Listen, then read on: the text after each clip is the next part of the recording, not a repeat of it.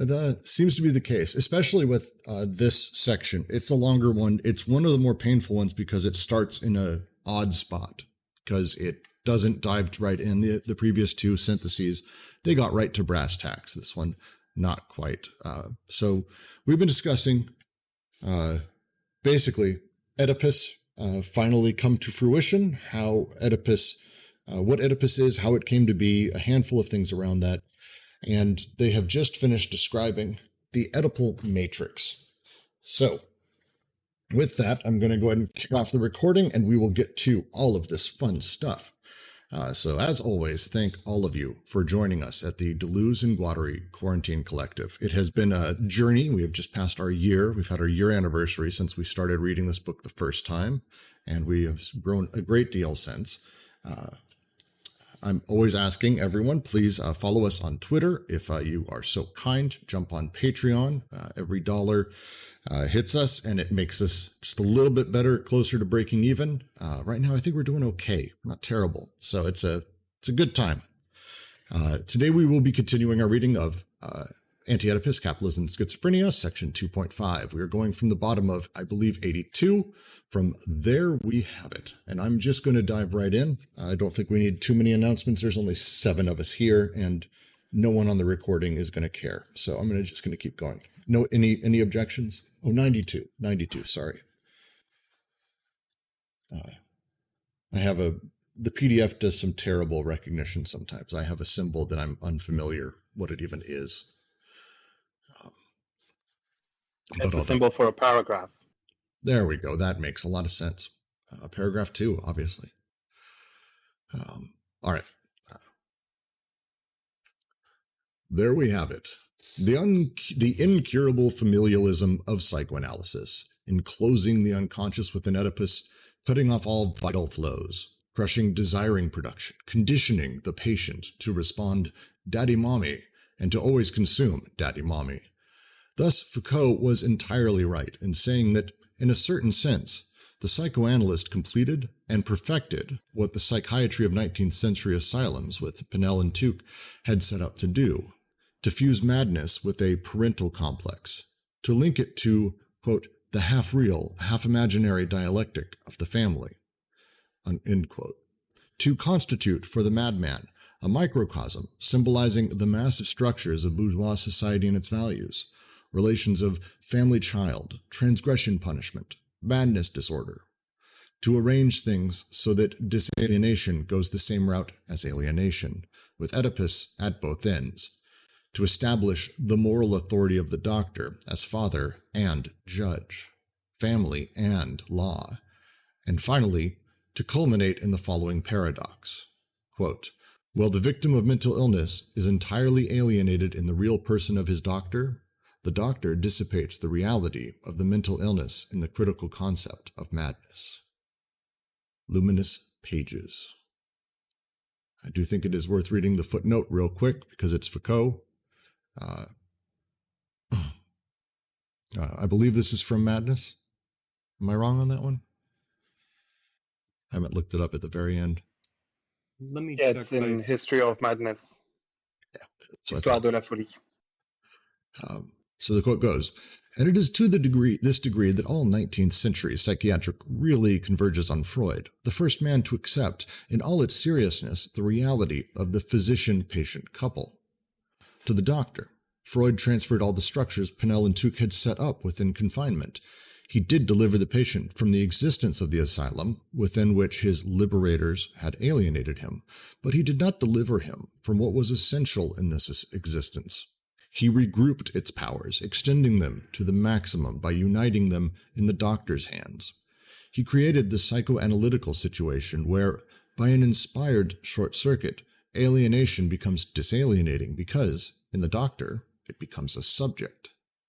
The doctor, as an alienating figure, remains the key to psychoanalysis, perhaps because it did not suppress this ultimate structure and because it referred all the others to it. Psychoanalysis has not been able, will not be able, to hear the voices of unreason, nor to decipher in themselves the signs of the madman. Psychoanalysis can unravel some of the forms of madness. It remains a stranger to the sovereign enterprise of unreason. That works. So I'm going to take a crack at this paragraph. This is them basically summarizing the early sections of this section, where they're talking about essentially how the subject comes to be. And they've been discussing about how psychoanalysis has been utilizing what Freud taught and a handful of other things to bring about the Oedipalized subject, how it happens, how the familialism of psychoanalysis comes to enclose and crush the desiring machines, the connective and disconnective sections of them. In this final section of the desiring machines, where the subject is produced, it's incredibly important they go over this. This is why they discuss this sort of to an extreme end throughout this section, driving towards so people can understand that this is Oedipus conditioning the patient to respond daddy mommy and to always consume daddy mommy. That's the part that is incredibly important. Yeah, I mean, I think your analysis is, I think you're spot on there. We can walk it out a little bit more too, though, because of the engagement with Foucault, right? So they're expanding this now to say not only that, right? There's a way in which mental illness is actually Oedipalized, right? So there's kind of a, I don't want to say it's a raising of the states, but there's now an extension of that states too, right? Because now we're not just talking about Oedipal power relations and that, right? They kind of move this over through Foucault to talk about how even mental health and these diagnoses, right? There's kind of an Oedipalized understanding of them. Yeah, I like that as well. It's everything basically from bourgeois society and its values is I think one of the really key sentences of this section of this paragraph. To constitute for the madman a microcosm symbolizing, quote, the massive structures of bourgeois society and its values, relations of family, trial, transgression, punishment, madness, disorder. The commentary they're starting here, and I think they've made it to this point as well, is not so much that Oedipalization is something that is determinate in human nature, but instead that Freud has basically done the work of these, people who came before in psychiatric institutions to try to make these people fit into bourgeois society, to make these people who could not fit in drive towards that. And this thing he has created is essentially that, the structure of the bourgeois society and its values made into a representation that can create and modify the subject. Responding to daddy mommy and consuming daddy mommy. Remke asked, what's the difference between the two? When you have dealt with a representation at this point, you basically are forced within Oedipus to not only say, yes, I recognize that my boss is daddy. I recognize that my wife is mommy. Freud is weird. You start recognizing everything you start consuming becomes daddy mommy. At the same time, you respond to things as daddy mommy as well. So it's not just that you're consuming everything as one of the trinary. It's also that you're repeating that everything is one of the trinary, if that makes sense as a large. I think that's a fair way to put it. Yeah, and we can expand Brooks's analysis there if we put it into the syllogisms and the paralogisms, right? So the consumption during the during the third synthesis, right, syllogistically is consummating in consumption. We kind of saw with this idea of simulation leading up to now. And this is kind of what Brooks is contrasting here, right? Because with Oedipus, you get, later on they're going to just call it like the master signifiers, I think the one they go with, but there's a way in which that subjectivity gets represented, and in that sense it's responded to in that way, right?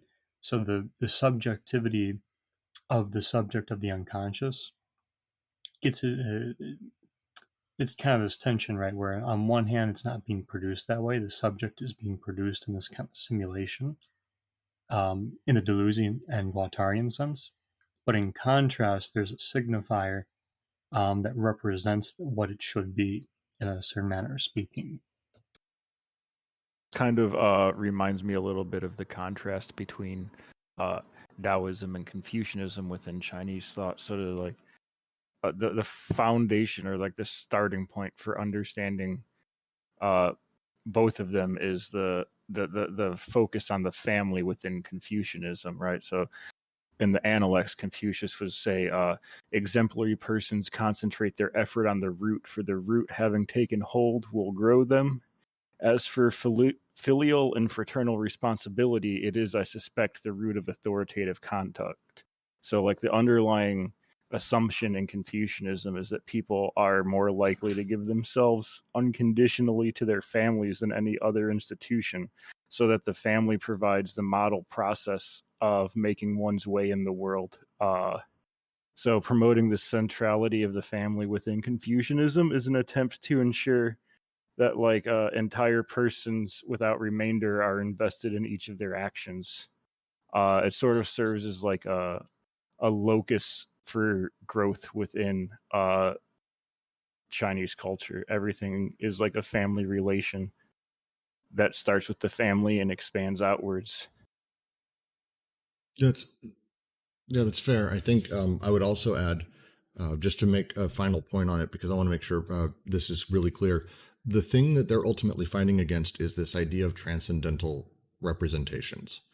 And Oedipus is one that is transcendental. It's one that in classic psychoanalysis and even in Lacanian, it's assumed that this trinary, mommy, daddy, me, is essentially what everything is actually formed of within the psyche, that this is the determinate nature. And that illusion, that setup, they're saying, to quote, Oedipalization begets a basic illusion that makes us believe real desiring production is answerable to higher formations that integrate it, subject it to transcendent laws, and make it serve a higher social and cultural production. There then appears a kind of unsticking of the social field with regard to the production of desire, in whose name all resignations are justified in advance. It's an earlier quote from the book, but I think very relevant here. Does that help, Remke? And then I will continue, because I do want to get through this section sometime in the next 2 months. Let us add that by enveloping the illness in a familial complex internal to the patient, and then the familial complex itself in the transference of or the doctor-patient relationship, Freudian psychoanalysis made a somewhat intensive use of the family.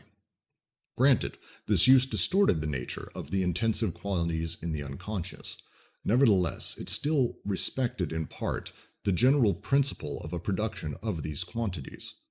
When it became necessary once again to confront psychosis directly, however, the family was immediately reopened in extension and was, in itself, considered as the indicator for measuring the forces of alienation and disalienation. In this manner, the study of the families of schizophrenics has breathed new life into Oedipus by making it reign over the extensive order of an expanded family, where not only each person would combine to a greater or lesser extent his or her triangle with the triangle of others, but where the entirety of the extended family would also would oscillate between the two poles of a healthy triangulation, structuring and differentiating, and forms of perverted triangles bringing about their fusion in the realm of the undifferentiated. It's a continuation of how we were talking about just a moment ago, the way that Oedipus affects the psyche, the way that psychoanalysis has brought in sort of all of that to wrap around the way that the psyche works. Anyone have comments or questions on this paragraph? I was too busy making jokes about perverted triangles, but yeah, I'll give it a shot. So this is something you see particularly in Guattari's early work, but obviously flowing out here is an engaging with alienation that isn't exactly the standard Marxian engagement, right? So if we look at the footnote, because I think this helps really walk out what they're doing in the second paragraph, right? To the doctor, this is Foucault, to the doctor, Freud transferred all the structures Pinel and Tuch had set up within confinement. He did deliver the patient from the existence of the asylum, within which his so-called liberators had alienated him, but he did not deliver him from what was essential in this existence. He regrouped its powers, extending them to the maximum by uniting them in the doctor's hands. He created the psychoanalytical situation where, by an inspired short circuit, alienation becomes disalienating, because in the doctor, it becomes a subject. So there's kind of 2 or 3 moves Foucault's making here, right? The first is to say that through a sort of recontextualization, right, the confinement of the asylum and the prisoner gets reconfigured into the psychoanalyst and like the I would say the clinic, but I guess that it's more appropriate here just to say like the therapeutic session, right? With that, right, one of the functions of a prison is a kind of alienation, right? So here we have an alienation moving with the subject that is changing a little bit here, right? So now we have whereby alienation becomes disalienating because in the doctor it becomes a subject.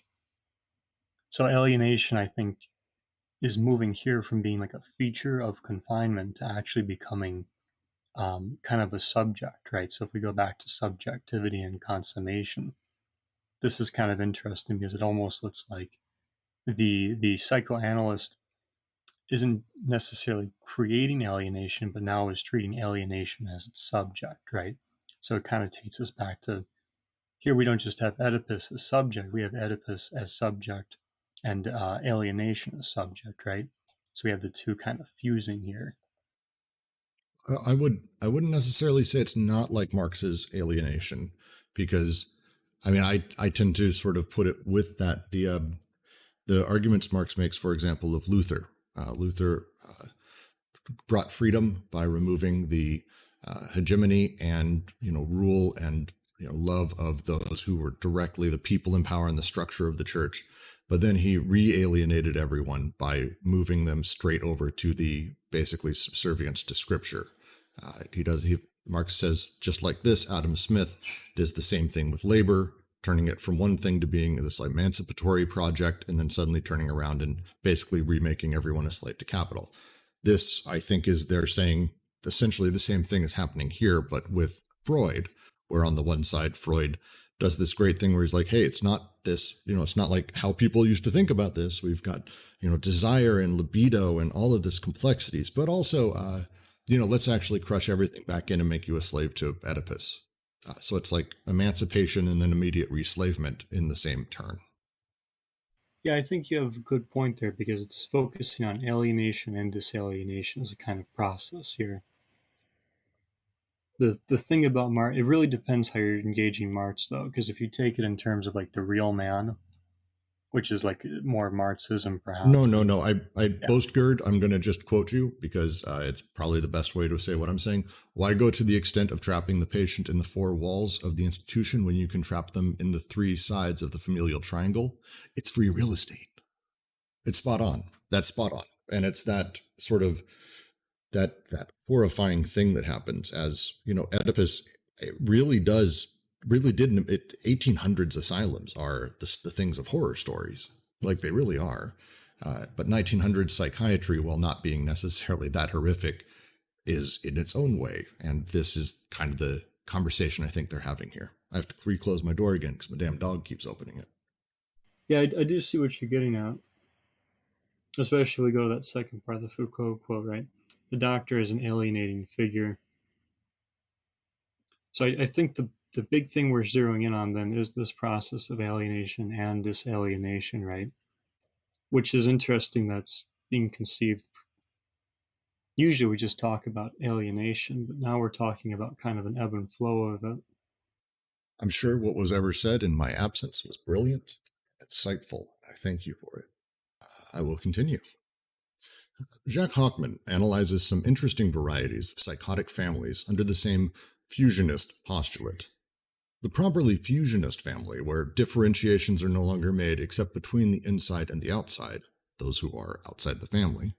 The divisive family that establishes blocks, clans, or coalitions within itself. The tubular family, where the triangle multiplies endlessly, each member having its own triangle that interlocks with others without one's being able to discern the limits of the nuclear family. The foreclosing family, where differentiation is both included and warded off in person of one of its members who has been eliminated, rendered null, and foreclosed. I'm just going to continue. Those are examples of families that within their own structure still utilize the triangle, but have broken a handful of things and are kind of fucked up. But every time I read Tubular Family, all I can think of is like surfing. I don't know why. I have a weird vision with that. Am I missing anything here? Is this yeah, it's TMNT. It's 100%. It's Teenage Mutant Ninja Turtles. Excellent. Rocket, excellent. We can understand how such a concept as foreclosure operates within this extensive framework of a family where several generations, at least 3, form the condition of fabrication of a psychotic. As, for example, when the troubles a mother has with regard to her own father lead to the son's inability, in turn, to even posit his desire toward his mother. Whence the strange notion that if a psychotic escapes the Oedipal apparatus, this is solely due to the fact that he is doubly embedded there to the second power in a field of extension that includes the grandparents.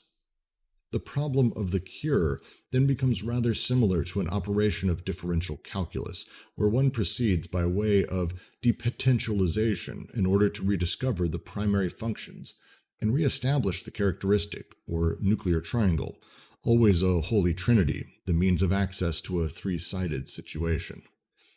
It is clear that this extended familialism, wherein the family receives the very forces of alienation and disalienation, carries with it a renunciation of the fundamental positions of psychoanalysis concerning sexuality, despite the former conservation of an analytic vocabulary, a veritable regression in favor of a taxonomy of families.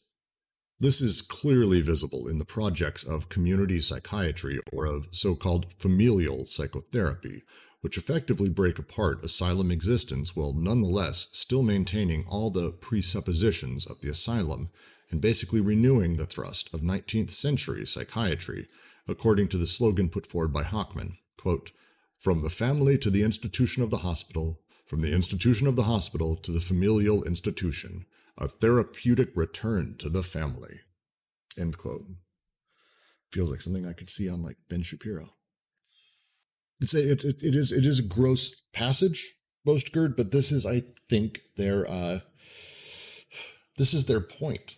Is over time as we've started, especially within psychoanalytic field, but this is not just psychoanalysis anymore. As they'll come to sort of explain, the nuclear family has become something much larger, and it's something that has pervaded our culture. But specifically in this paragraph, they're talking about the same change over time, how the cure then becomes rather similar to an operation of differential calculus, where one proceeds by depotentialization in order to rediscover the primary functions and reestablish the nuclear triangle. So you take a person who's doing stuff that's not normal and you go, oh, well, you're supposed to be like this. Let's shove you into that triangle. Always a holy trinity, the means of access to a three-sided situation. And it is, I mean, to me, and maybe I'm misreading, to me this is very similar to the arguments you hear amongst modern conservatives and some libs, actually a lot of libs, who make the argument about how, in the modern state and the place that we're at, we need to find a way to keep the family together, and we do anything we can for the family. It's not abnormal. If you've ever had someone who's gone into rehab who's a family member, that's what it's about to them, is returning people to the family as a healthy individual who can interact with the family in a healthy way. And I've had my cousin who passed away of overdose a number of years back, went through a lot of this. And it's the same stuff we heard from people around him. So it's not fun and super gross. I think that's interesting too, because I think that starts to put what Foucault means by alienation becoming the subject into perspective, right? So we're not talking about just the family or the person or whoever here, are we? We're talking about those things in terms of an alienation as subject. So even with the slogan, right? From the family to the institution of the hospital, from the institution of the hospital to the familial institution, a therapeutic return to the family. That suggests to me we're talking about how alienation here is actually moving through the circuit, which again is interesting because it's not it's not a personal alienation, is it? It's a rather interesting remark they're making. Yes, and Eli makes the point, quote, seems like we're getting towards the family triangle being a kind of atomic structure for analyzing bigger structures through the lens of Oedipus. Yes. I will add to that also. The thing to keep remembering is one of their big pushes with the unconscious that we've gotten to already is that it operates like production, and not some random production, but like production at large. That to them there is no veritable difference between the molar and molecular, the unconscious and society at large. The way things operate is a matter of essentially scale, not so much a matter of real difference as far as the actual sort of underlying operation. So while we are getting to the point of talking about Oedipus, it's absolutely about how this structure is going to be something that is much larger that we consistently run into. And vice versa, it's the larger structure that also impinges upon the smaller structures. It's Oedipus all the way down, baby. Mathematically, on a plane, when a triangle reproduces itself, it just divides the plane into more triangles, like infinitely. The same way a square is just a square of squares. Like that. All right, to continue. But even within the progressive or revolutionary sectors or institutional analysis on the one hand and anti-psychiatry on the other, the danger of this familialism in extension is ever present, conforming to the double impasse of an extended Oedipus, just as much in the diagnostic or pathogenitic families in themselves, as in the constitution of therapeutic quasi-families. Once it has been said that it is no longer a matter of reforming cadres of familial and social adaptation or integration, but rather of instituting original forms of active groups, the question arises as to what extent these core groups resemble artificial families, and to what extent they still lend themselves to Oedipalization.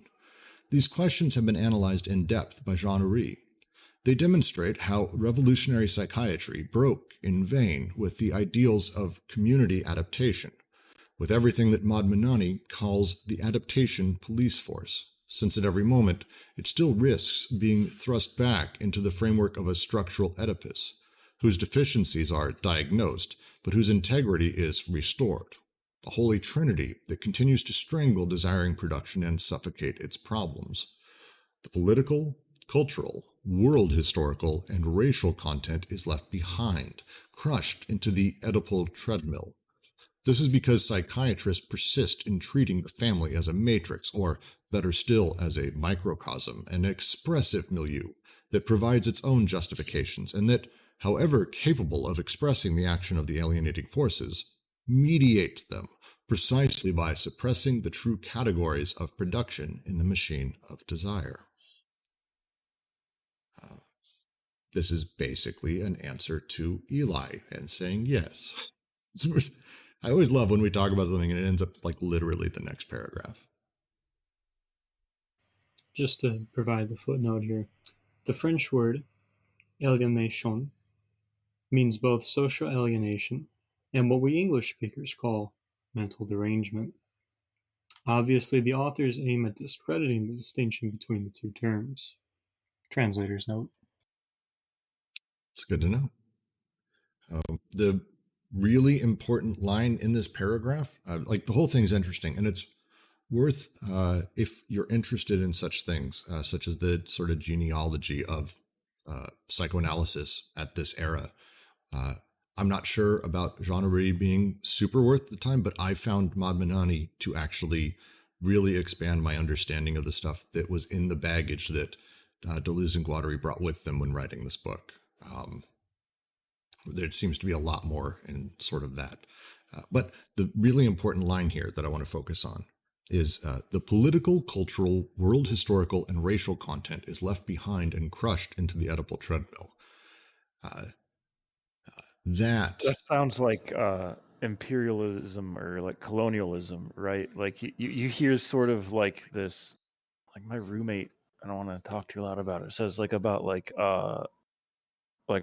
Black Lives Matter. He's like, oh, why can't they just integrate into society? You know what I mean? But like he doesn't know what he's saying is like, why can't they just like give up their culture and accept the way we want them to be in society. But like it feels like this, right? Like Oedipus is like the way that people's history and culture and like racial society is crushed and triangulated and colonialized. And it's like I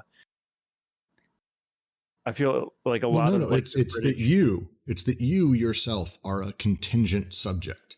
I guess they're going to get a lot into this, and you already know that. I know where you're going with this, especially with the idea of the imperialism of Oedipus being kind of an important, I think, section title.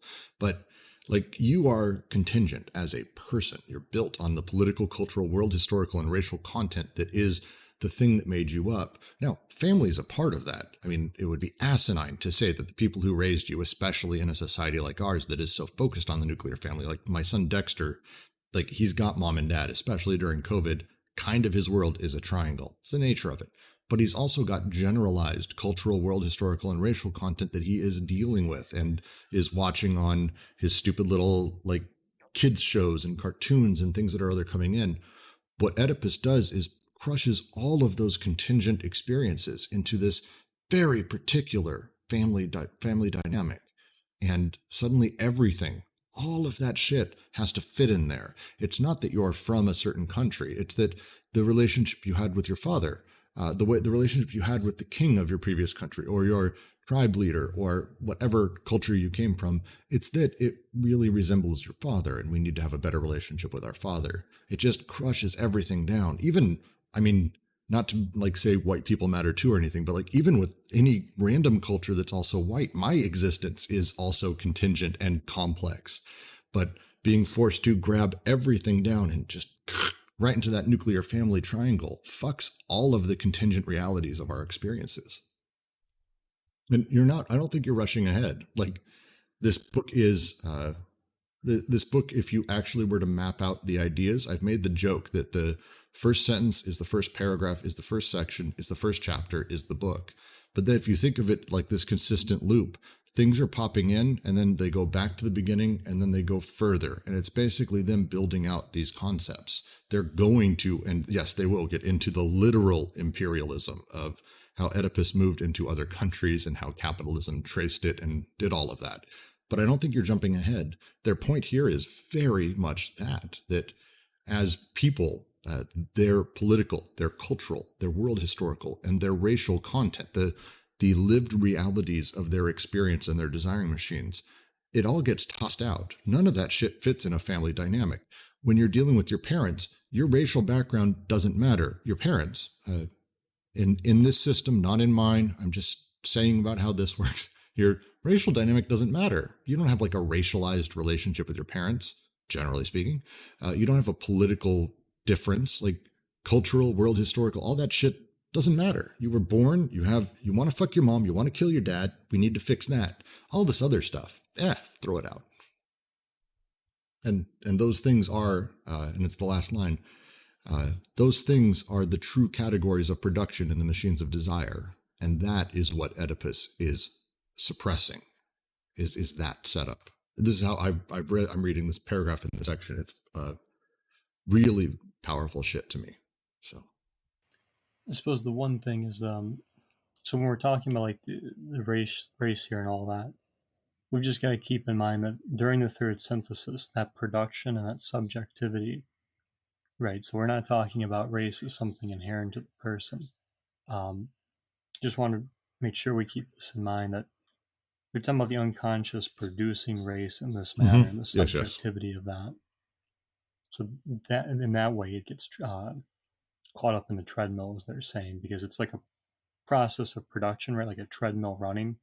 That if you've ever seen the cartoons, right, gets stuck and everything.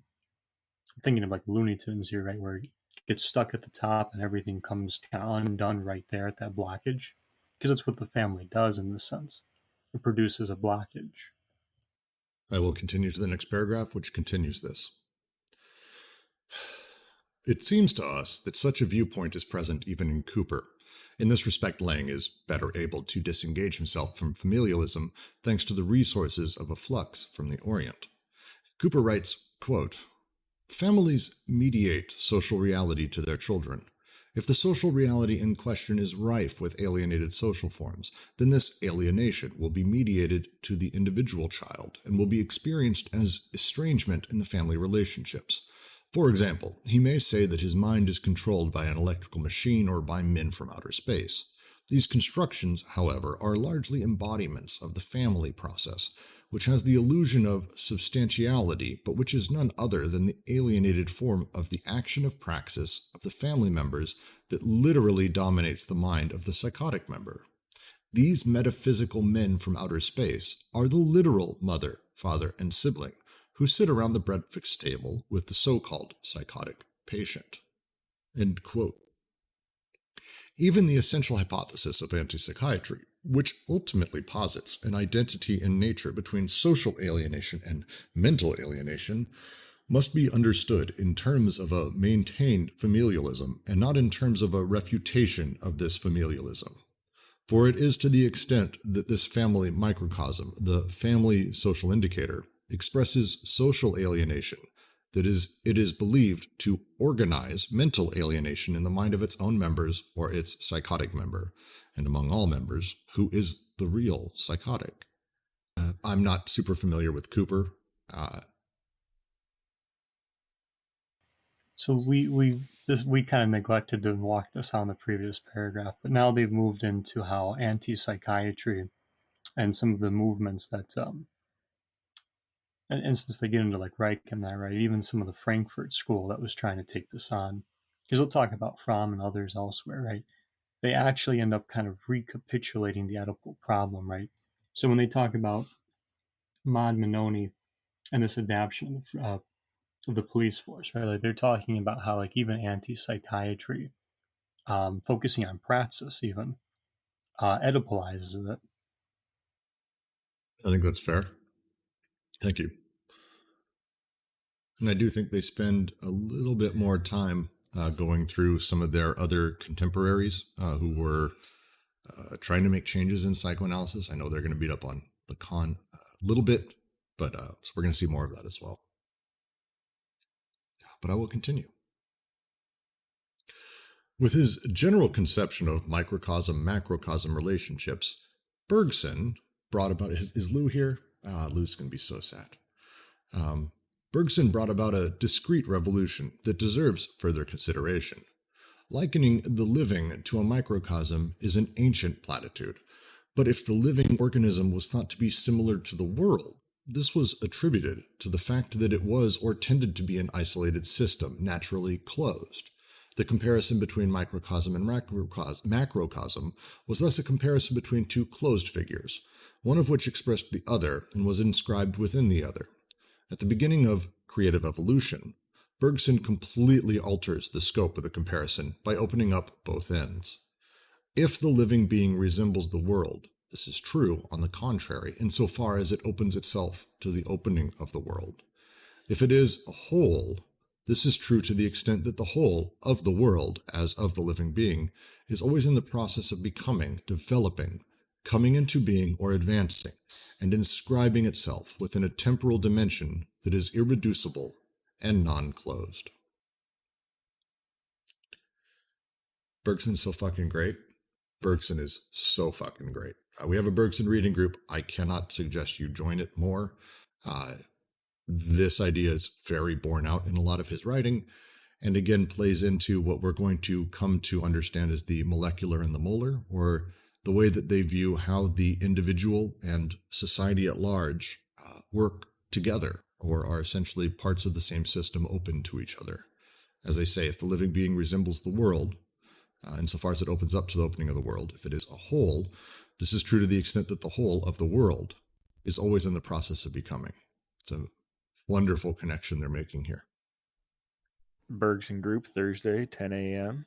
Pacific time. We're starting Chapter 2 of Matter and Memory, beginning the examination of memory. I'm going to leave an awkward pause here if anyone has anything to ask or say, because this is tough. This is tough stuff. This is okay. Ask a question. I'm happy to sit and be awkward for a minute through a pause. I enjoy them. Fair enough. I will continue on. just to make a quick note before you do them, it's worth keeping in mind why they're going into this microcosm macrocosm relationship, right? So the previous, I guess the last two sentences in transition to this paragraph, right? For it is to the extent that the family microcosm, the family social indicator, expresses social alienation, that it is believed to so-called organize mental alienation in the mind of its own members or its psychotic member. And among all the members, who is the real psychotic, right? So there's a certain micro-macro relationship between the familial and the social, or between the unconscious and the familial, perhaps more directly, that they're playing on here to show like the closed system relationship in terms of like the paralogisms, right? And then the syllogistic relationship that they're trying to open up, or more so to say that the model itself is already kind of open, right? With these blockages, it becomes closed. Well, and I think that actually leads us right into the next paragraph, so I'm just going to dive in. Remember, we're talking about the singular being open to the world and the world being open. We believe that this is also true in the case of the family-society relationship. There is no Oedipal triangle. Oedipus is always open in an open social field. Oedipus opens to the four winds, to the four corners of the social field. Not even 3 + 1, but 4 + n. A poorly closed triangle, a porous or seeping triangle, an exploded triangle from which the flows of desire escape in the direction of other territories. It is strange that we had to wait for the dreams of colonized peoples in order to see that on the vertices on this pseudo-triangle, Mommy was dancing with the missionary, Daddy was being fucked by the tax collector, while the self was being beaten by a white man.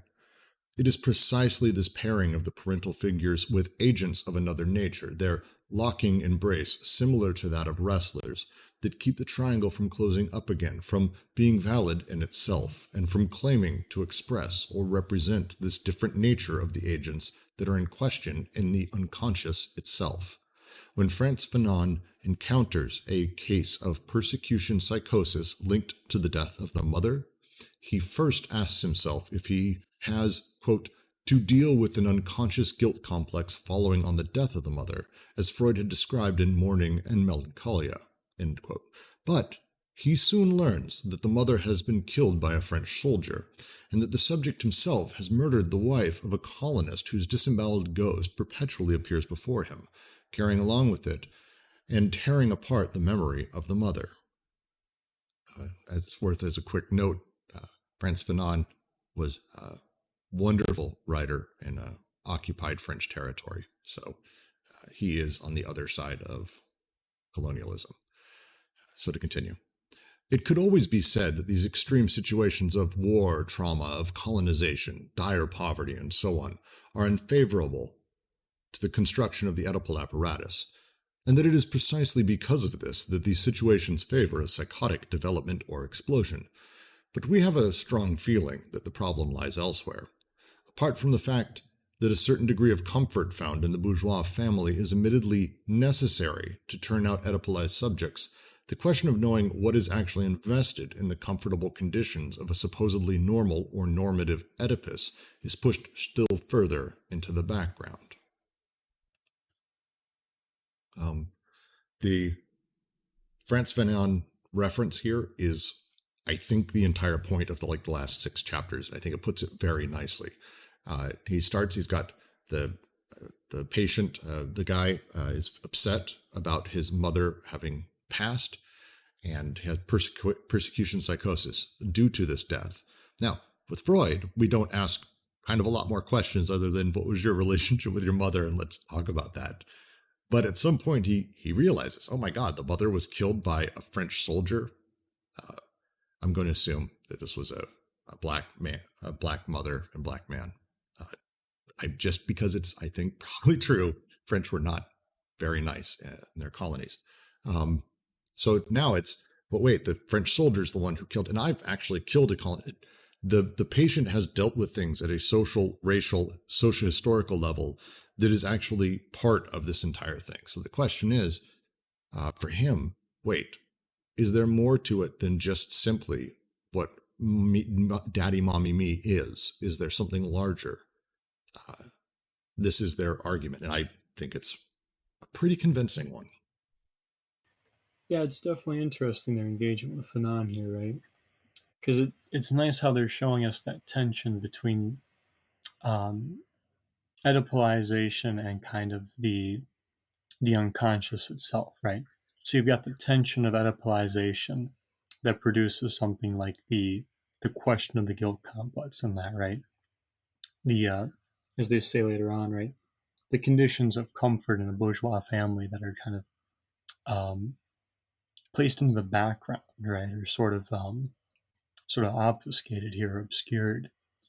That at the same time kind of produce something of a limit, right, where we can see this tension at the boundary, right, where the unconscious for the subject Fanon here is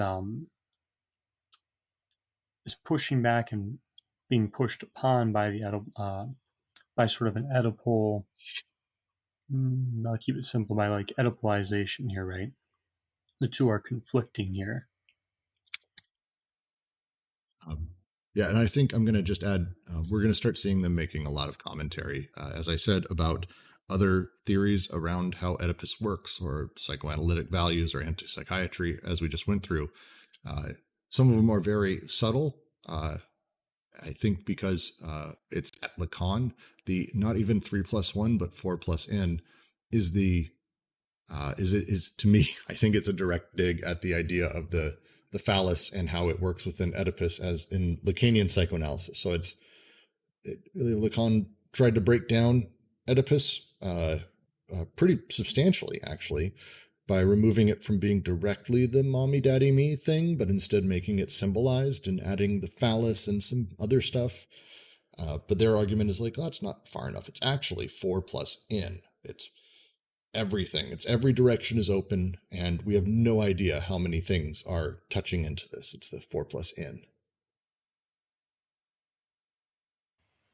Well, that point you get brought up there does get really interesting, because we'll see this in the coming sections where they're actually going to say, like, the first paralogism is the transcendent phallus, right?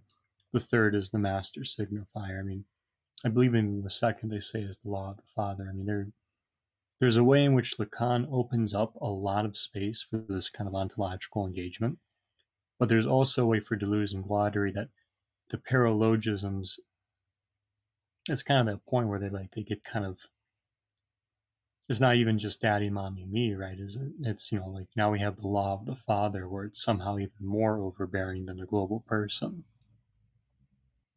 My intuition tells me Ken has a comment. So we will let Ken type for a moment. So apologies to anyone. It's going to take a second. I don't remember if it's later in this book or in the other Capitalism and Schizophrenia book, 1,000 Plateaus, where they talk about the Oedipal triangle and specifically reference like fractal triangles. For instance, like the snowflake fractal, how each side is constantly opening up in its middle to create like the new lines, as sort of like the way Oedipus is constantly opening and closing. Ken's comment, real quick, saying the S1 is signification as such, and that sense is not as great as signification, makes the phallus a non-existent nail in the fantasy coffin. Oh, you're going to have, dude, you're like so deep in Lacan, I can't, like, Jesus Christ. I'm going to have to read that like 6 times to understand it. I know I wish you could speak too. It's okay. We'll come back to it. We'll have to come back to it because I'm going to have to reread that.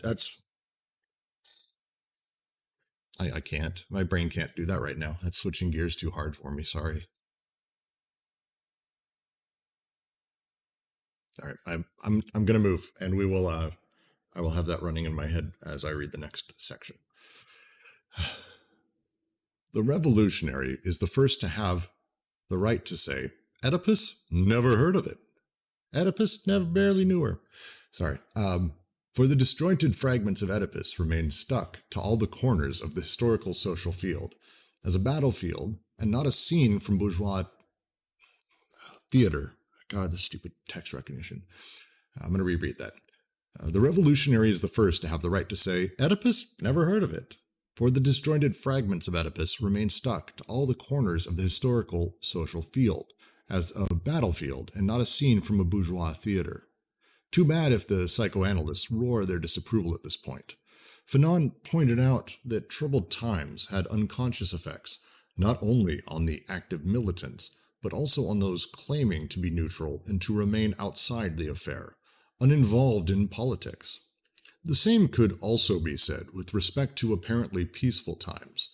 What a grotesque error to think that the unconscious as child is acquainted only with daddy-mommy, and that it doesn't know, in its own way, that its father had a boss who is not the father's father, or, moreover, that its father himself is a boss who is not a father.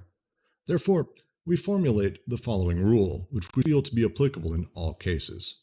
The father and the mother exist only as fragments, and are never organized into a figure or a structure able to both represent the unconscious and to represent in it the various agents of the collectivity. Rather, they always shatter into fragments, come into contact with these agents, meet them face to face, square off with them, or settle the differences with them as in hand-to-hand combat. Very quick version of this paragraph is, yes, again, mommy, daddy, all of these things matter to a child who's going formative. However, they don't exist as this all-encompassing thing that everything goes into. Daddy is not all of the things related to the law and get fed into him and then down into me. Mommy is not the opposing side of that, with everything fed into me. Instead, mommy and daddy exist as singular touch points, partial objects, you might say, fragments that other things from outside of the family collide with all the time and are constantly in battle with, sort of to have determination of how they're represented, how they're dealt with, how a child or someone growing, it forms them into their unconscious. Is how I read that. All right. I'll continue. The point, I think, is continually made into the next paragraph as well. The father, the mother, and the self are at grips.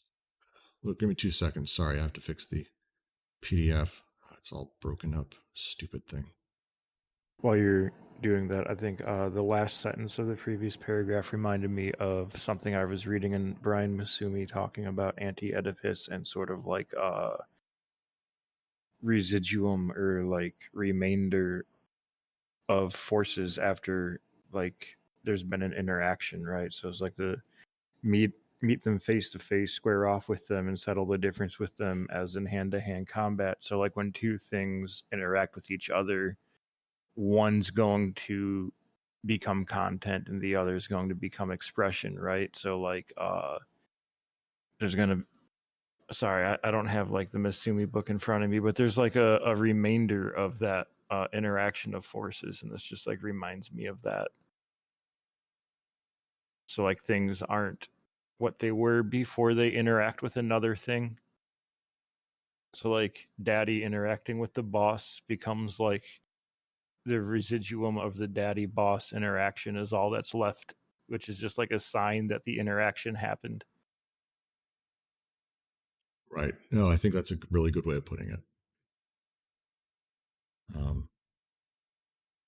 To say, Michael says, in the original French, hand-to-hand combat, which ends the last paragraph, isn't quite right. It's it's body-to-body is the implication, which I think is significantly different. That actually has significantly different connotations than simply hand-to-hand, which seems to be about battling and fighting, whereas body-to-body is essentially two things slamming against each other until one falls or until pieces break apart. Interesting. All right, now I am going to continue to the next paragraph.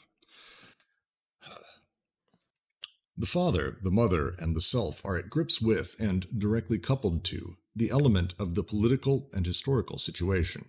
The soldier, the cop, the occupier, the collaborator, the radical, the resistor, the boss's wife. who constantly break all triangulations, and who prevent the entire situation from falling back on the familial complex and becoming internalized in it. In a word, the family is never a microcosm in the sense of an autonomous figure, even when inscribed in a larger circle that it is said to mediate and express. The family is by nature eccentric, decentered. We are told of fusional, divisive, tubular, and foreclosing families. But what produces the hiatuses, hupes, and their distribution that indeed keep the family from being an interior? There is always an uncle from America, a brother who went bad, an aunt who took off with a military man, a cousin out of work, bankrupt, or a victim of the crash, an anarchist grandfather, a grandmother in the hospital, crazy or senile. The family does not engender its own ruptures. Families are filled with gaps and transected by breaks that are not familial. The Commune, the Dreyfus Affair, religion and atheism. The Spanish Civil War, the rise of fascism, Stalinism, the Vietnam War, May 68. All these things form complexes of the unconscious, more effective than everlasting Oedipus. And the unconscious is indeed at issue here. If in fact there are structures, they do not exist in the mind, in the shadow of a fantastic phallus, distributing the lacunae, the passages, and the articulations. Structures exist in the immediate, impossible real. And we're told, Gombrowicz says, the structuralists, quote, search for their structures in culture. As, for myself, I look for them in my immediate reality. My way of seeing things was in direct relationship to the events of the times. Hitlerism, Stalinism, fascism. I was fascinated by the grotesque and terrifying forms that surfaced in the sphere of the interhuman, destroying all that was held dear until then. Another great paragraph continuing that same overall point. The family is not the limits. The family is just the closest, sort of naturally and contingently, to the child as it grows. The reality is we have extended families who have all of their own stories, and we get to see how the world impinges on them just as we do with our parents, as we do with all sorts of events that are happening around us that we can't hide from and that aren't filtered through the lens of daddy, mommy, me, but instead allow us to sort of have these secondary or, full experiences that are constantly battling within our unconscious as to how the structures operate. The last point here, the big one, is, again, going back to what is the point of a lot of this. Oedipus in classic psychoanalysis is considered a structure, and a harsh one at that. Everything must fit into it. If you do not fit into it, as they've discussed, you are basically cast aside. You're told you either are going to be Oedipalized or you're going to be out into the realm of nothingness. How awful. And they're saying here, nope, these structures do not exist in the mind, in the shadow of some phallus. Structures exist in the immediate, impossible real. And that, I think, is a significant push inside of the rest of this section. Before I move on, is there any comments or things? Yes, Ken has the line, I like the point that the unconscious isn't all in our head, but has some sort of endurance in the world. Complexes are social and real. And that last thing, I'm assuming, because I know you can hear me, I'm assuming you're putting in quotes because it's, we're not talking about the real, like Lacan's thing, but that there's a material reality to the complexes, I think is how you're saying that. Give me a thumbs up if that's the case. Because it's a really interesting way to sort of talk through. The complex is not structured directly in the unconscious. It isn't my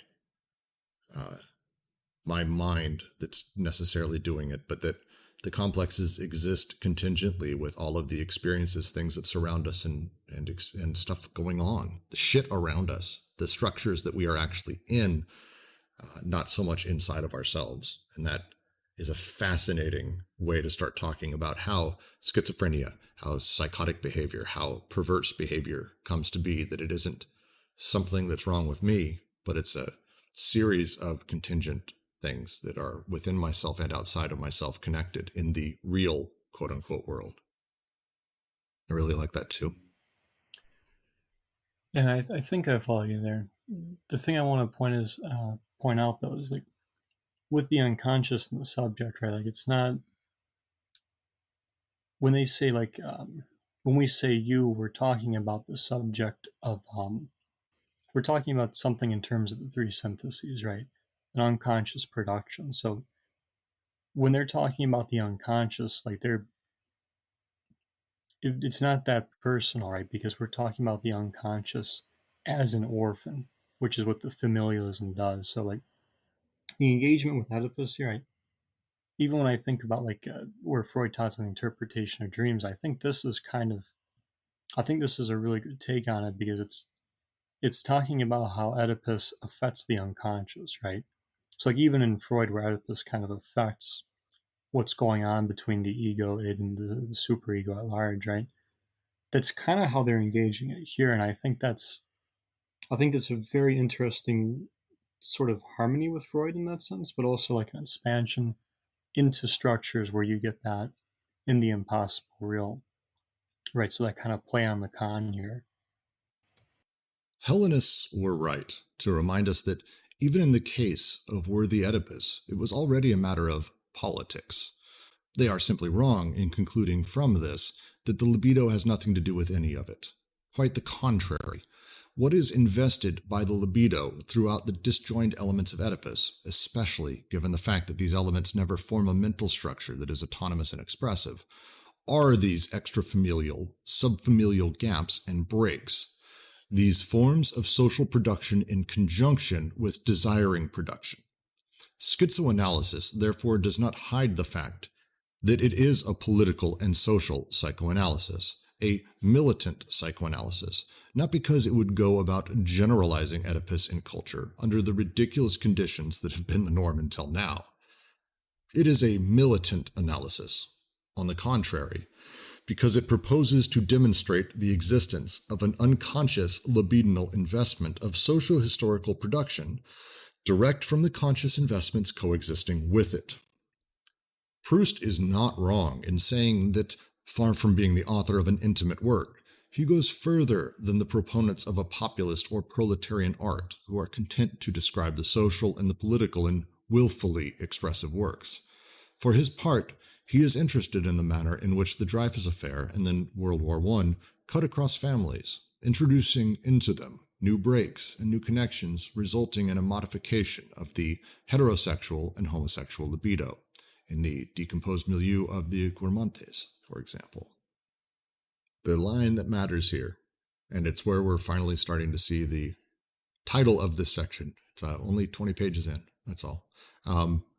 The conjunctive, conjunctive syntheses of consumption-consummation. The word conjunctive finally said.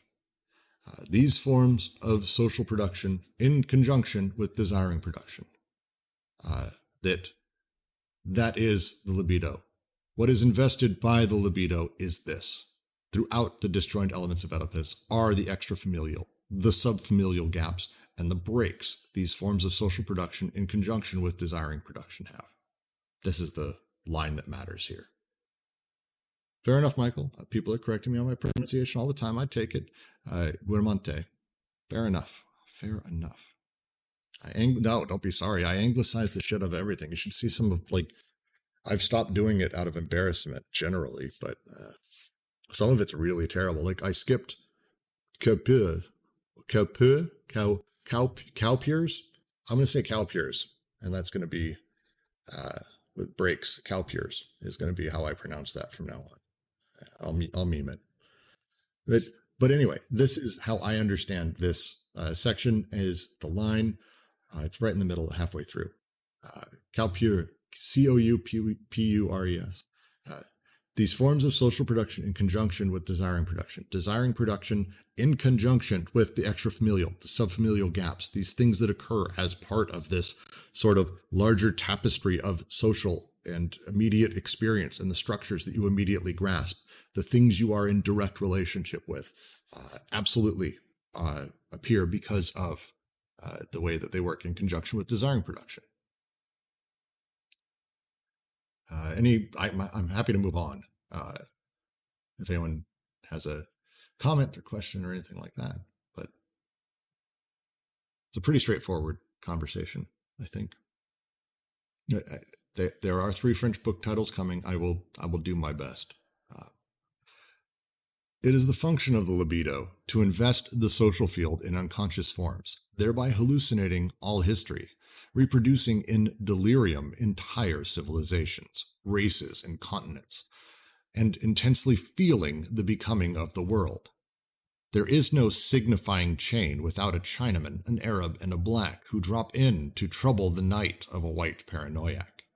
Schizoanalysis sets out to undo the expressive Oedipal unconscious, always artificial, repressive, repressed, mediated by the family, in order to attain the immediate productive unconscious. Yes, the family is a stimulus, but a stimulus that is qualitatively indifferent, an inductor that is neither an organizer nor a disorganizer. As for the response, it always comes from another direction. If there is indeed language, it is on the side of the response, not the stimulus. Even Oedipal psychoanalysis recognized the indifference of the affective parental images, the irreducibility of the response to the stimulation performed by these images. But it contented itself with understanding the response by starting from an expressive symbolism that was still familial, instead of interpreting it in an unconscious system of production as such, an analytical economy. Going to continue, because it's just easier. The great argument of familialism is, at least in the beginning, this argument may be explicitly formulated, but it also persists implicitly in theories that nevertheless refuse the viewpoint of Genesis. At least in the beginning, this argument runs, the unconscious is expressed in a state of familial relations and constellations where the real, the imaginary, and the symbolic intermingle. In this conception, the metaphysical and social relations arise afterward in the manner of a beyond. And since the beginning always proceeds by twos, this is even the necessary condition for rendering escape impossible. A first pre-Oedipal beginning is invoked, the primitive non-differentiation of the most precocious stages of the personality, in the relationship with the mother. Then a second beginning is invoked, Oedipus itself with the law of the father and the exclusive differentiations that this law prescribes at the heart of the family. And finally, latency, the celebrated latency after which the beyond begins. But since this beyond consists in duping others into taking the same path, the children to come, and also since the first beginning is said to be pre-Oedipal only to indicate that it already belongs to Oedipus as a referential axis, it is quite clear that the two ends of Oedipus have simply been closed, and that the beyond and the afterward will always be interpreted in terms of Oedipus, in relation to Oedipus, within the framework of Oedipus. Everything will be reduced to Oedipus, as the discussions on the comparative role of childhood factors and actual factors in neurosis bear out. How could it be otherwise, so long as the actual factor is conceived of in this form of the afterward? Continuing to have critiques over the standing use of Oedipus. At this point, it feels like he's tarrying directly. They're directly tarrying with some Lacan. Any comments, questions, anything at all? Yeah, I suppose it's worth mentioning that, like, in this paragraph, you can actually see what they're getting at later with they're going to give the 3 paralogisms kind of an easy moniker. But right there, right? And since the beginning always preceded by twos, this is even a necessary condition for rendering escape impossible. A first pre-Oedipal beginning is invoked, quote, the primitive non-differentiation, the most precocious stage of the personality, end quote, in relationship with the mother. Then a second beginning is invoked, Oedipus itself with the law of the father and exclusive different. It's like already, right, in the first one, you're seeing how that detached object comes into play, right? And where I just stopped reading, you're seeing the distribution of the law of the father upon the socius and that. And as we've been talking about, when it comes into this latency and everything, we're getting into that third synthesis where the subjectivity is produced, or in terms of the paralogism, right? Where it's sort of,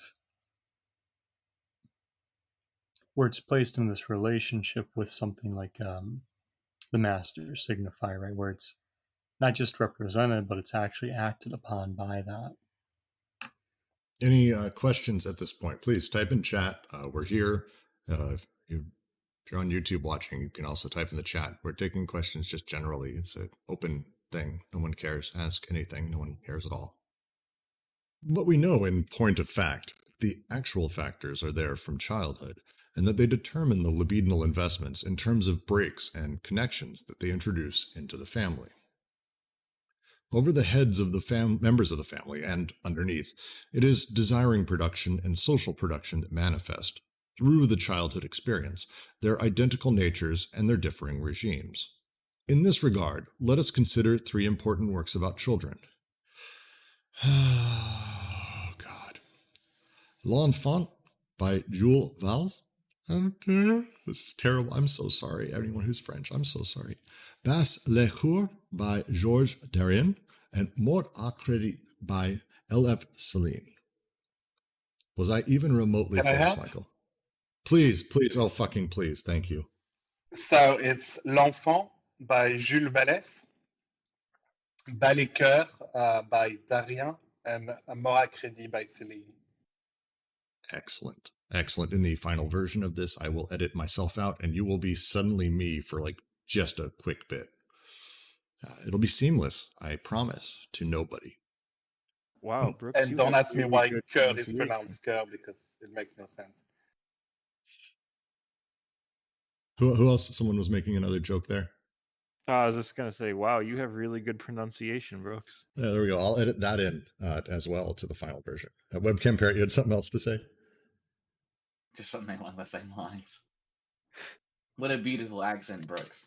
I'm blown away. Oh, I do what I can. I'm just going to, it's going to be, I'm actually going to do that on the editing. It's going to be great. To continue.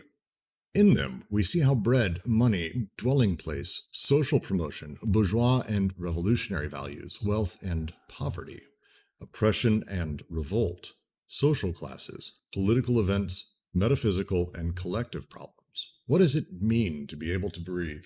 Why be poor? Why are there rich people? Form the investments in which the parents merely have a role as agents of a special production or anti-production. Always grappling with other agents that they express all the less as they are increasingly at grips with them in the heaven and hell of the child. As the child says, why? Freud's rat man does not wait until he is a man to invest the rich woman and the poor woman who constitute the actual factor of his obsession. For inadmissible reasons, the existence of an infantile sexuality is denied, but for hardly more admissible reasons, this sexuality is reduced to desiring mommy and wanting the place of the father. The Freudian blackmail is this. Either you recognize the Oedipal character of infantile sexuality, or you abandon all positions of sexuality. The double bind once again.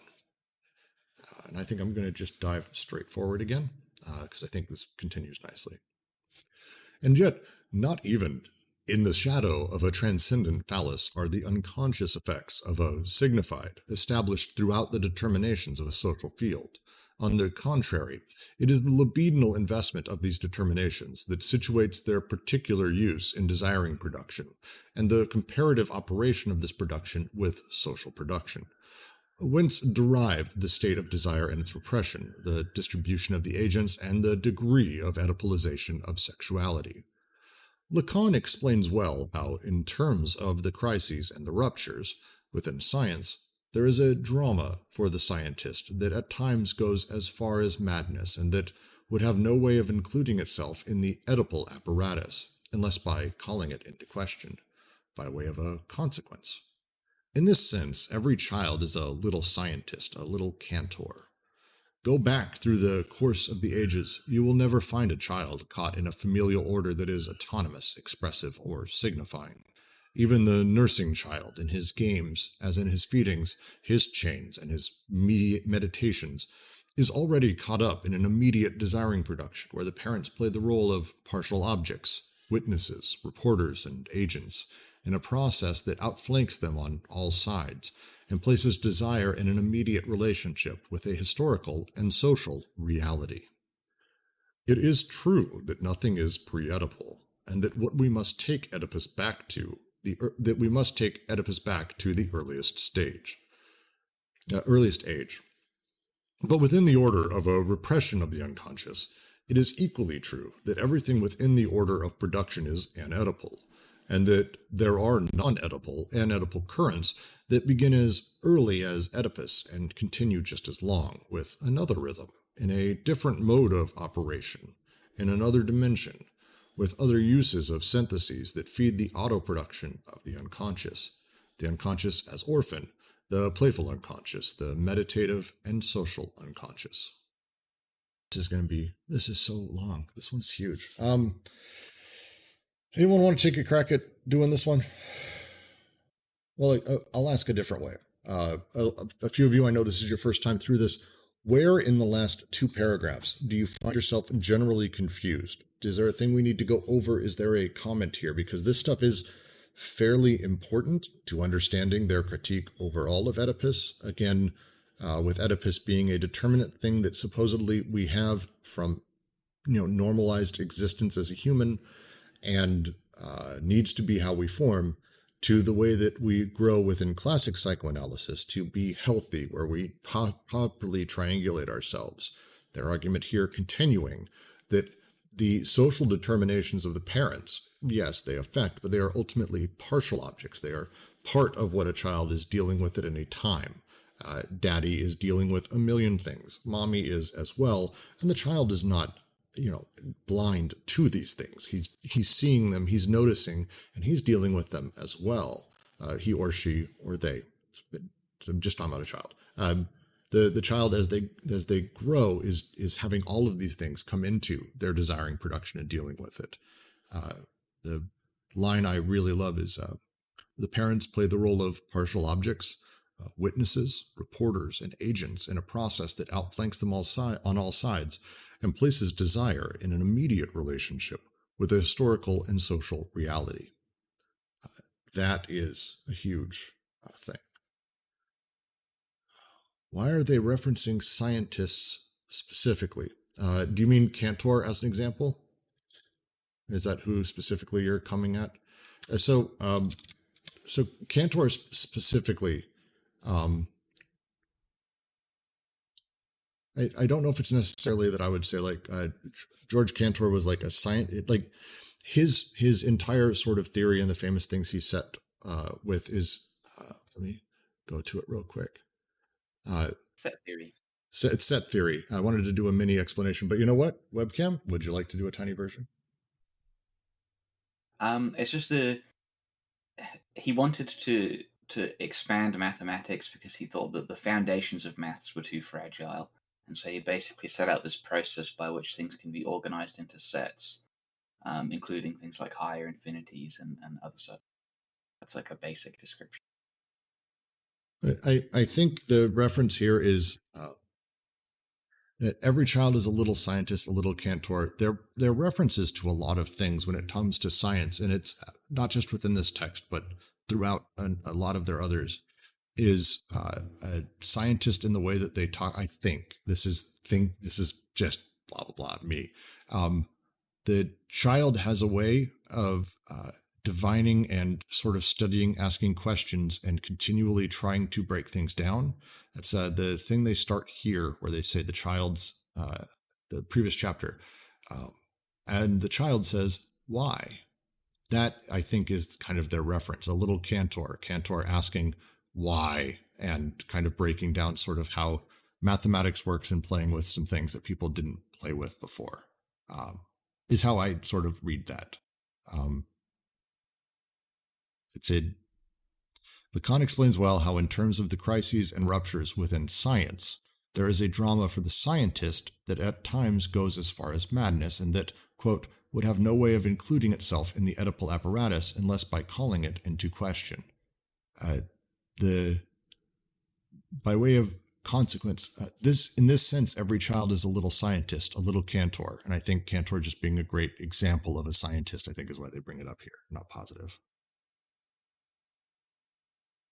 There was a set theory of infinity. There's a great book about the whole thing Raymond Smullyan wrote called Satan, Cantor, and Infinity. It's a riddle journey through Cantor's mathematical and logic theory. It's really well done.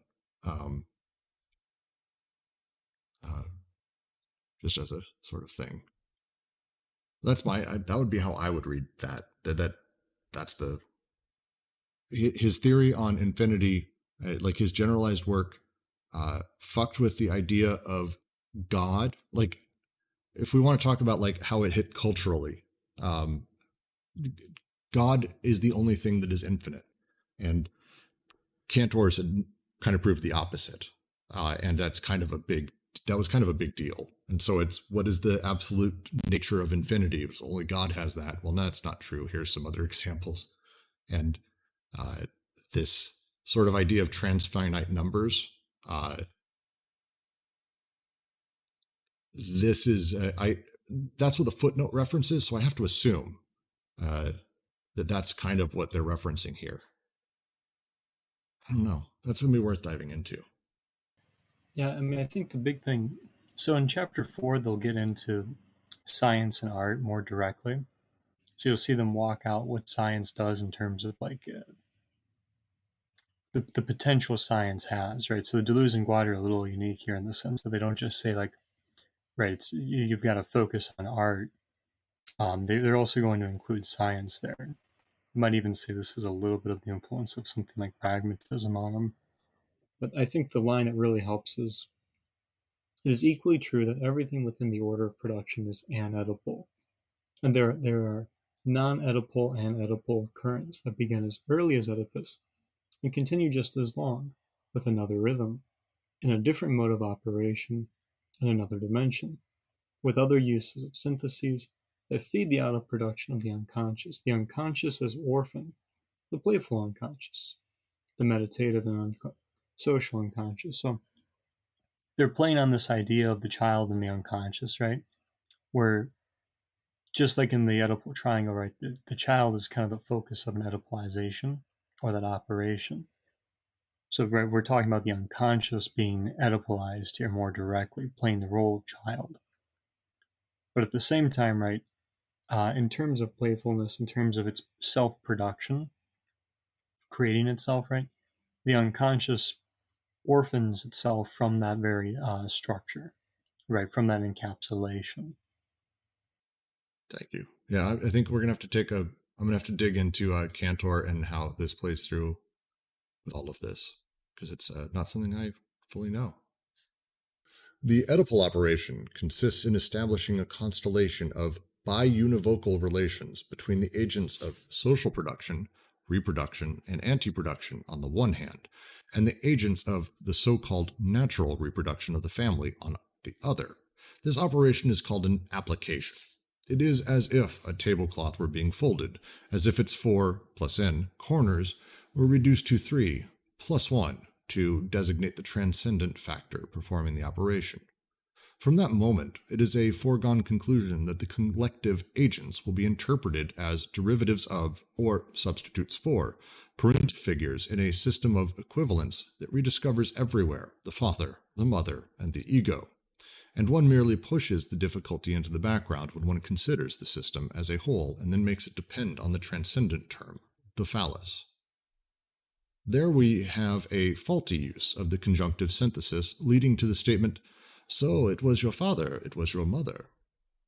It is not at all surprising that only afterward is it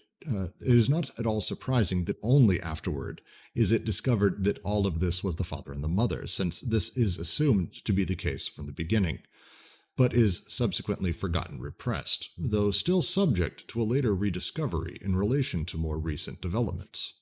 Whence the magic formula that characterizes biunivocalization, the flattening of the polyvocal real in favor of a symbolic relationship between two articulations.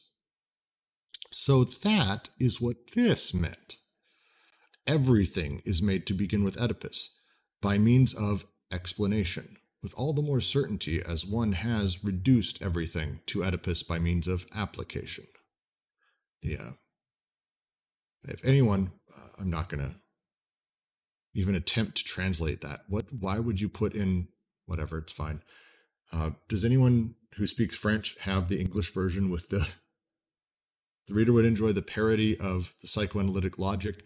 There, I think the quote, the thing he's saying here is that sentence is a joke. Said the way to think about this is biunivocal is basically the reduction of the meaning of these things into, let's call it flattening. When we have a polyvocal, many-voiced system, for a biunivocal, which is a reduction of two than one, essentially, basically forming everything into a single voice, we're talking about eliminating a great deal of color, a great deal of reality and experience behind that.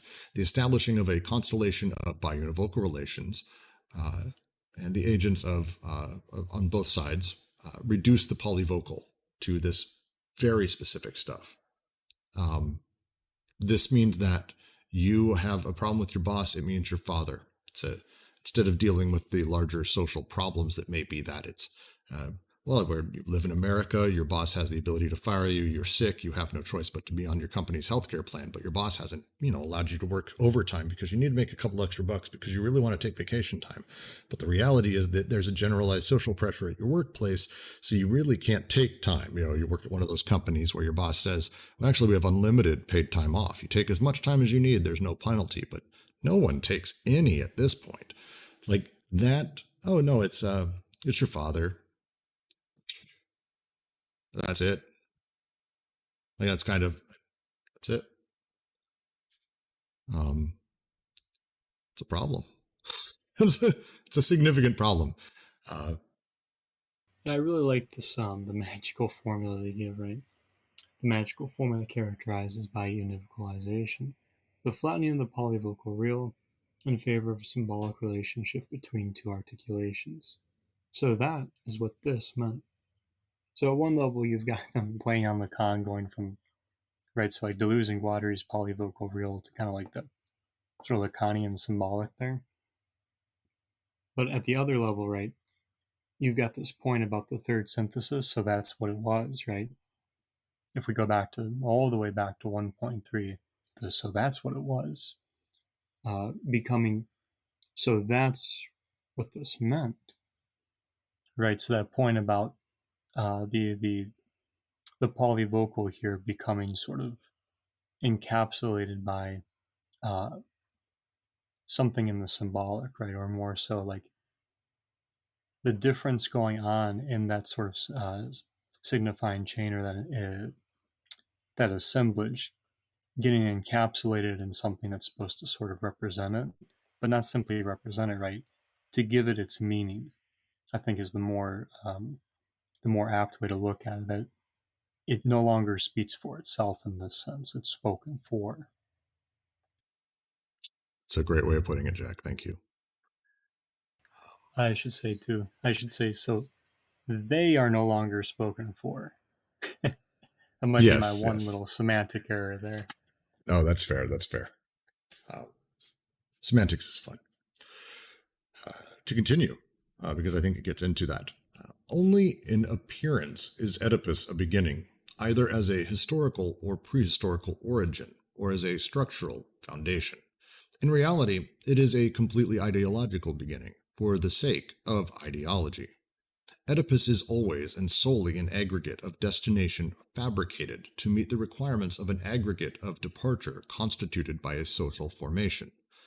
It can be applied to everything, in that the agents and relations of social production and the libidinal investments corresponding to them are made to conform to the figures of familial reproduction.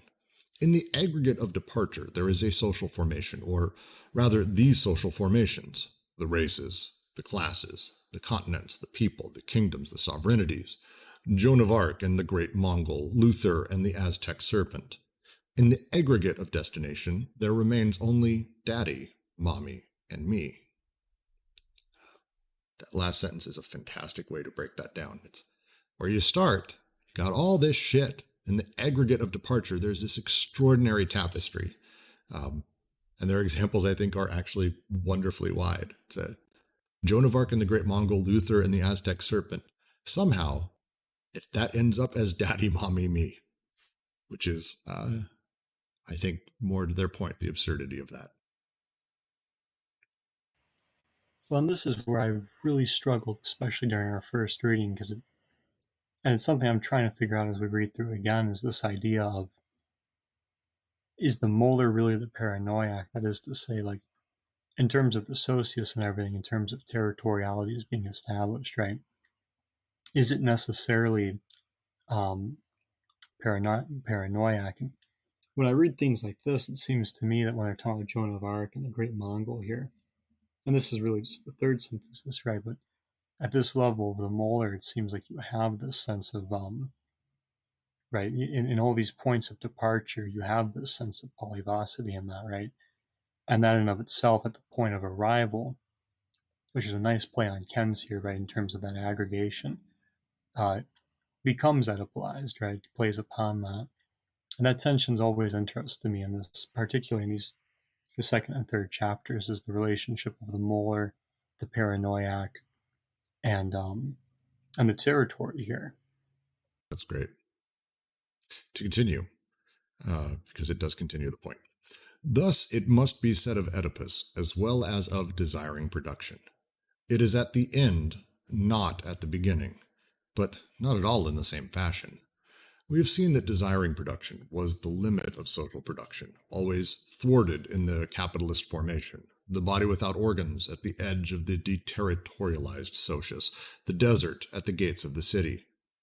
But it is urgent, it is essential, the limit be displaced, rendered inoffensive, and that it pass or seem to pass into the social formation itself. Schizophrenia, or desiring production, is the boundary between the molar organization and the molecular multiplicity of desire. This limit of deterritorialization must now pass into the interior of the molar organization, and it must be applied to the factitious and subjugated territoriality. We are now able to surmise what Oedipus signifies. It displaces the limit, it internalizes the limit. Rather a society of neurotics than one successful schizophrenic who has not been made autistic. Oedipus, the incomparable instrument of gregariousness, is the ultimate private and subjugated territoriality of European man. Moreover, the displaced exercised limit, or border, shifts to the interior of Oedipus, between its two poles.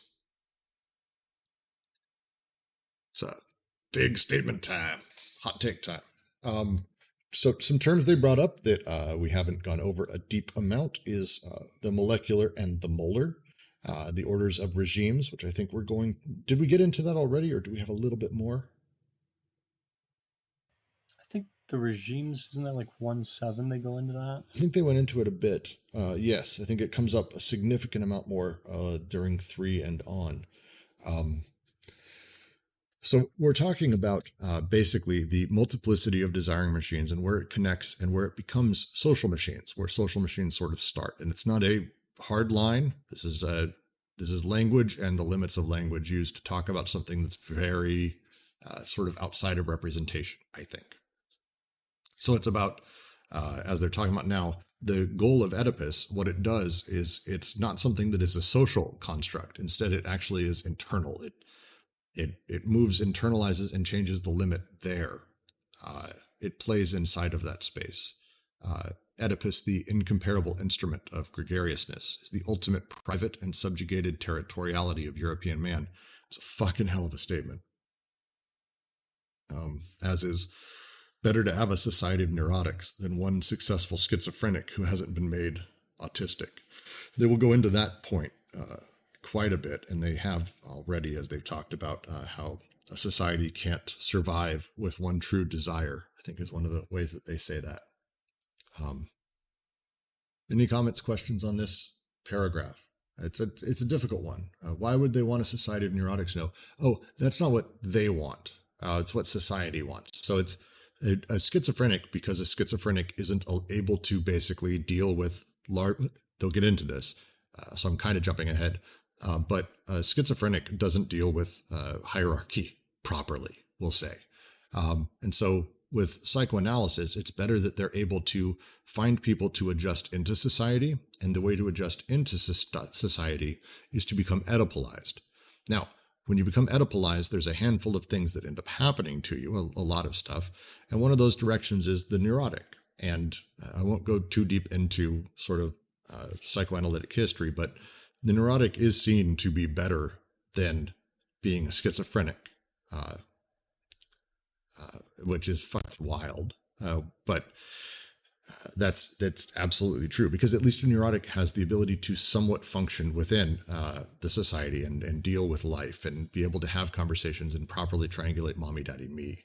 The psychotic is able to fit within society within some level of norms. A schizophrenic moves between things.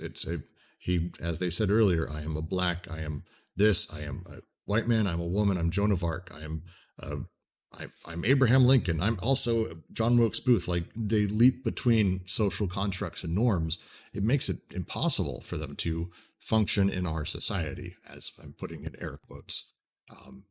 And yes, they'll get into, essentially, Rimke, that this is about creating people who are productive for society, not productive in the productive sense. But psychoanalysis at its root, and I mean, if you go back and you read Freud, it is very much about him. How do we, oh my God, look at all these very sick people. They don't have the ability to have a bourgeois life with a mom and a dad and everything. I feel awful. Maybe I should develop a thing that makes them have a good, healthy life with a mom and a dad by my weird, fucked up European, fairly wealthy white guy standards. And that's what he did.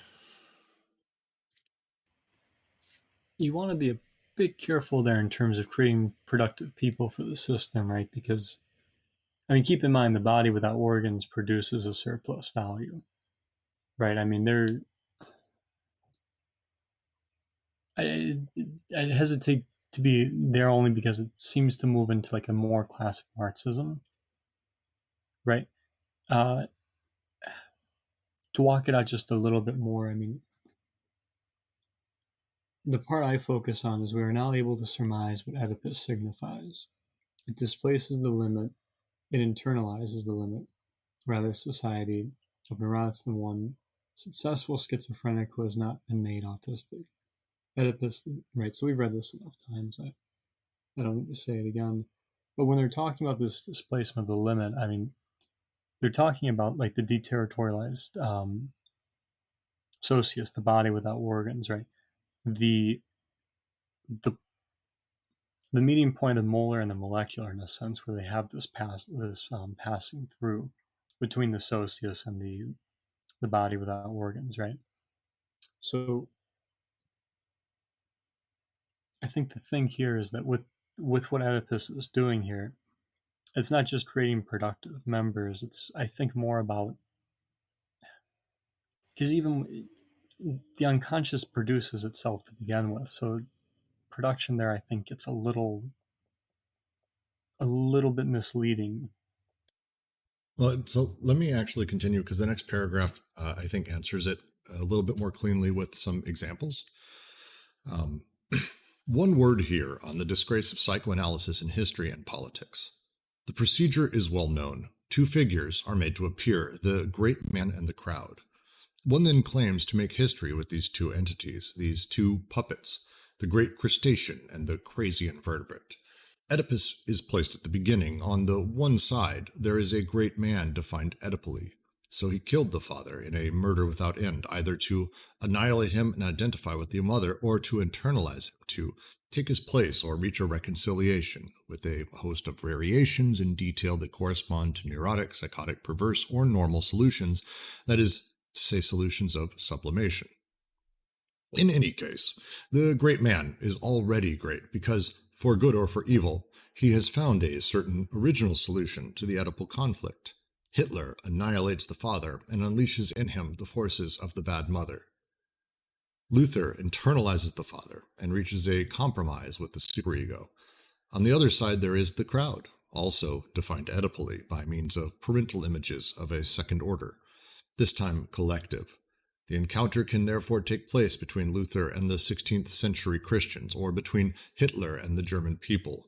with corresponding elements that do not necessarily imply identity.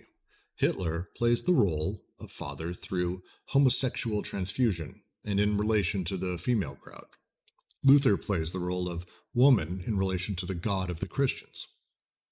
Naturally, to ensure against the historian's justified anger, the psychoanalyst specifies that he is concerned only with a certain causal order, that one must take other causes into account, but that he alone cannot do everything.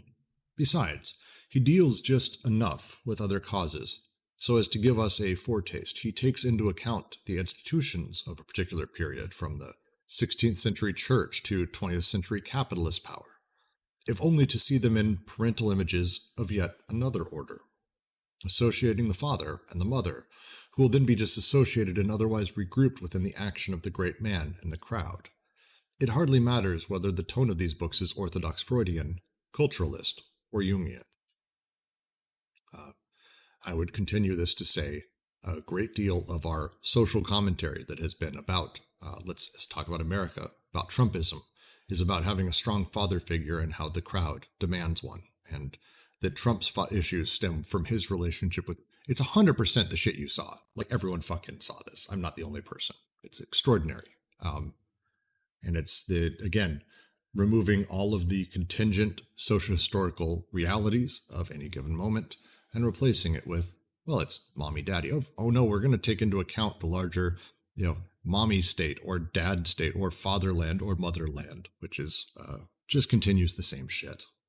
And this is kind of what I'm getting at, is like, I guess what I'm getting at is you got to focus on what's happening to unconscious production, not to say so much that like this is about making people productive. I think it's more so about how production is affected. Because even with your example of Trump, right? I mean, this was the big thing with his, I think it's his niece, Mary Trump, right? Where she does talk about like a certain Oedipalization between, I think it's Frank and Donald, right? Frankie and Donnie, as the two are. And this is kind of the point, too. I mean, like, are we trying to get at Donald Trump has been Oedipalized and the people are Oedipalized and this is what's going on? Right? Because now we're doing kind of what, the anti-psychiatrists kind of do, right? I mean, this is kind of their critique of looking things in this perspective. On the contrary, if we're talking about the production of the unconscious in the way that something like Oedipus, or more so, the three paralogisms play on the unconscious production, this starts to open up a different way of talking about not only Trump, but what's going on within any territory, right? No, completely. I'm my commentary is not that I think Donald Trump's been Oedipalized, but that I was shitting on the media for basically that was the way people discussed it. If you went to Reddit or Twitter, people had that as the standard bearer for how all of these people think, that they were thinking about it in Oedipalized terms. They were having a larger conversation, and it was I found disheartening that they went there. When in reality, yes, there's a secondary later, and there's a secondary nature to this that they're talking about here, where we need to understand that how Oedipus works on the unconscious, but that it is not hyper-determinate and therefore not the only reality. But it's a component of it, but it's not the only reality of how these people form or how crowds form or the great man. Right, because when they say Oedipus displaces and internalizes the limit, I mean, this is kind of it, right? At the body without organs, or this limit of the socius and that, right? When Oedipus displaces it, right, so it's kind of dispossessed, if you like. It's been sort of made oblique, right? But at the same time, Oedipus comes to sort of internalize, that is to say, like, all of a sudden, at this point of arrival, that's what we're trying to deal with, to sort of find the body without organs in Oedipus, right? And I think this shift is really one of the fascinating things that Oedipus, in this sense, is able to accomplish, right?